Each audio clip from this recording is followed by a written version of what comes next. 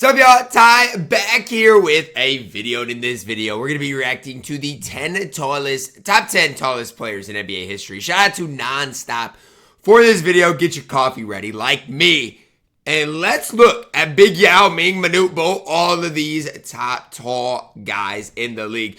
Did anybody have a better career than Big Yao Ming? When an average person stands next to a basketball player, they often feel like a dwarf. Is that Taco? The average NBA player is 6 feet 7 inches tall. But when those Do you realize how rare it is to be 6'7"? Anyways, like, I've probably seen, I don't know, it's probably like 1 in 1,000 people that are that tall. When guys stand next to these guys on this list, they also feel belittled. Here are the top 10 tallest players in NBA history.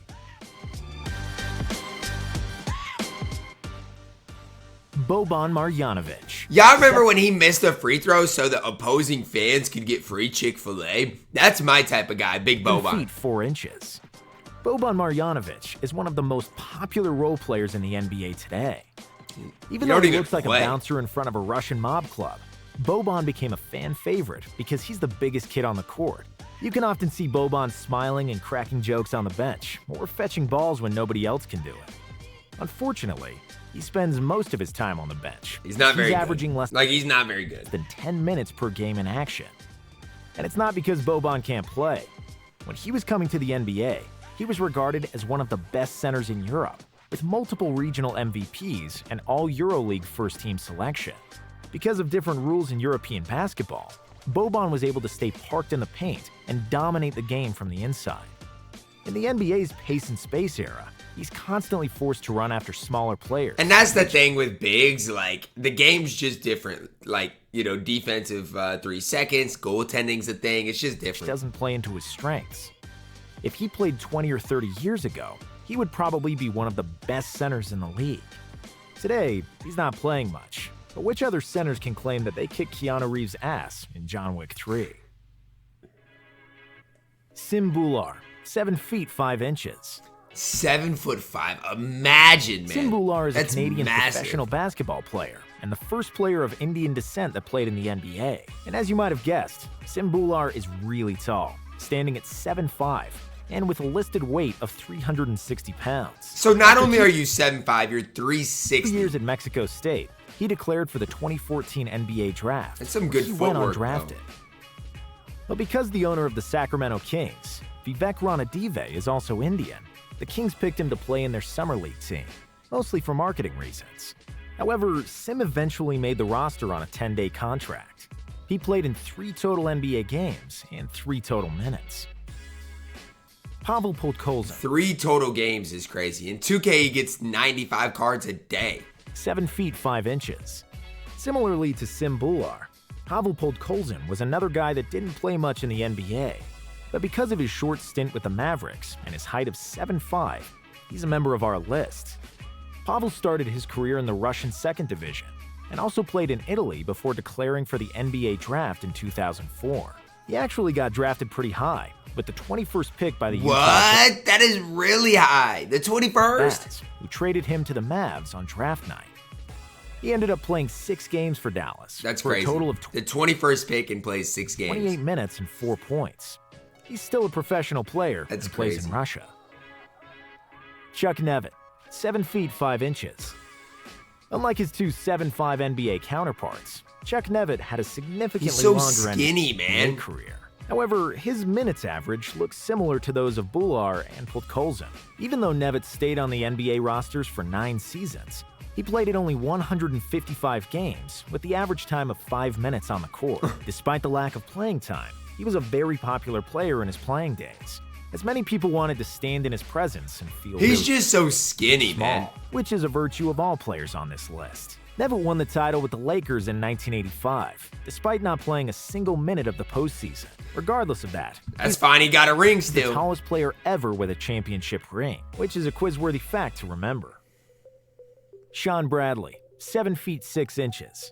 Standing at 7'6", Bradley was the 3rd tallest player to ever run on the NBA hardwood, and instantly became a household name. It's hard not to notice a 7'6" guy, but Bradley was also a decent player, a premier shot blocker. He once blocked 14 shots in an NCAA game. Bro, he looks like pretty athletic too. Which is a record that stands to this day. Bradley was also attempting to swat anything near the rim, but unfortunately for him, this also turned him into a poster boy for being posterized. Due to his size and somewhat nerdy looks, he was a target for most athletic wings who wanted to get a 7'6" guy on a poster. Bradley was drafted in Philadelphia, but left the biggest mark in Dallas, where he played for 9 seasons. He was averaging 8.1 points, 6.3 rebounds, and 2.5 blocks for his career. That's a pretty good stat line, honestly.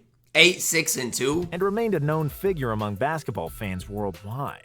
You may also remember him from Space Jam, where he starred alongside Michael Jordan and was one of the players whose talents were stolen by the Monstars. Yao Ming, 7 feet 6 inches. Yao is good. Yao is the best player on this list, the biggest Asian basketball star of all time, and one of the biggest ambassadors of the sport, literally. Yao Ming's parents were one of the tallest people in China, both former basketball players. Under the socialist regime of Mao Zedong, they were almost forced to marry and produce offspring. His mom was 6 feet 3 inches tall, and his father was 6'7".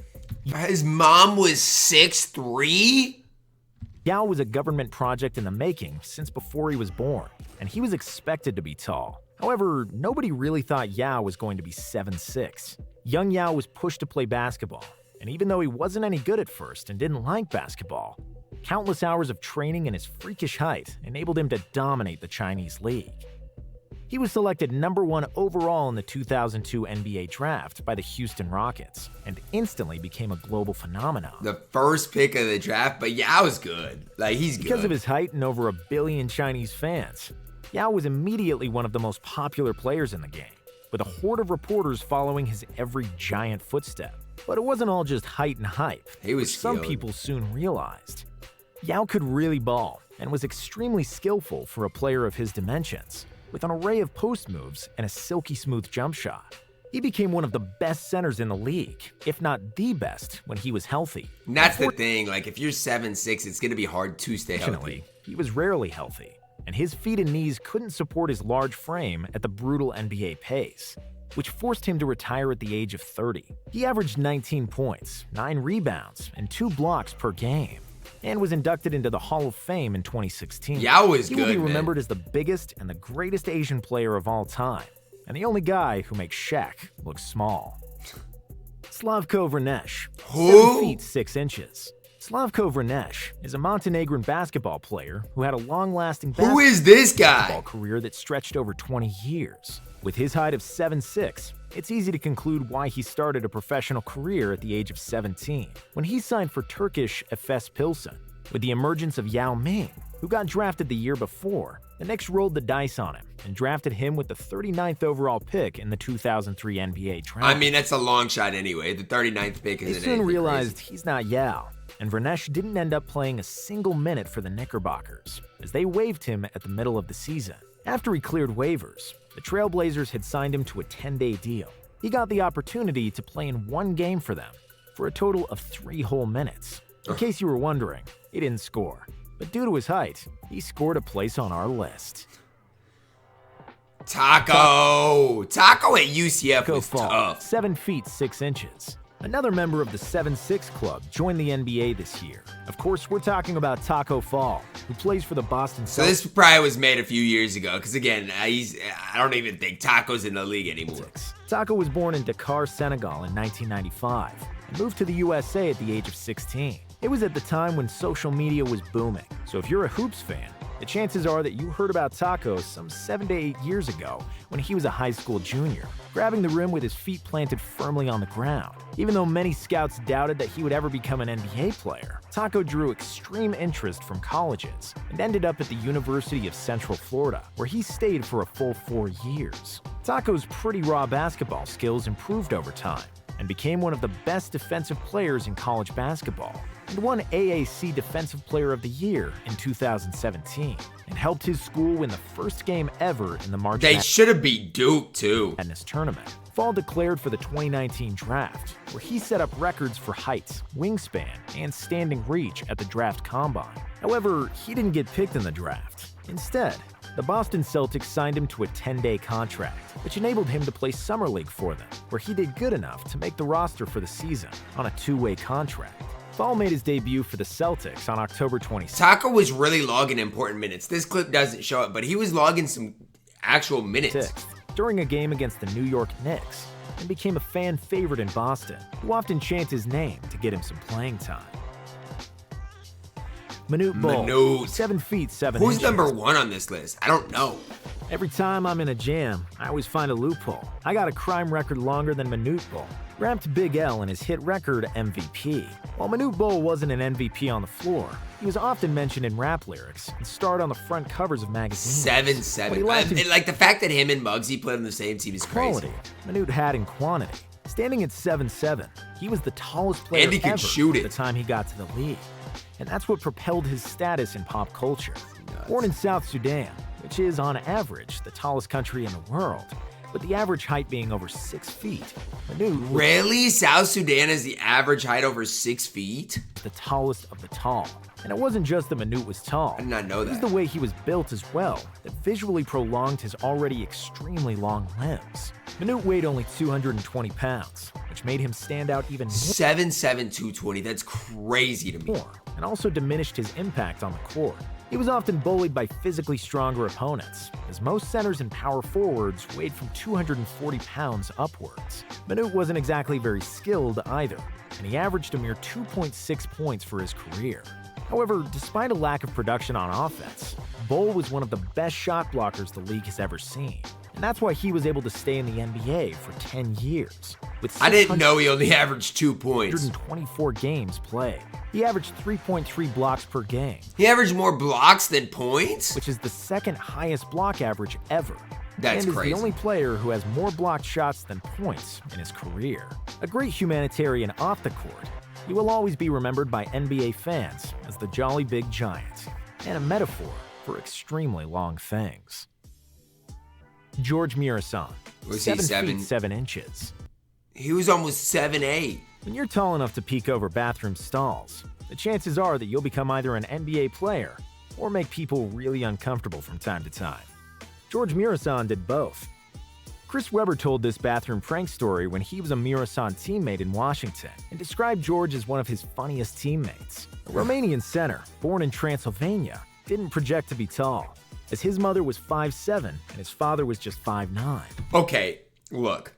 How does God take those parents and produce somebody that's 7'7"? That makes no sense to me. Like that's just crazy. God bless George Murasan with his height. I mean, that is crazy. But because of a condition with his pituitary gland, young George kept on growing until he Okay, I guess that might make some sense. finally got to 7'7", which made him the tallest NBA player ever, along with Manute Bol, who was even his teammate for a short stint. Pretty raw and awkward when he first came to the league at the age of 22. Murasan didn't get much playing time in the first 2 seasons.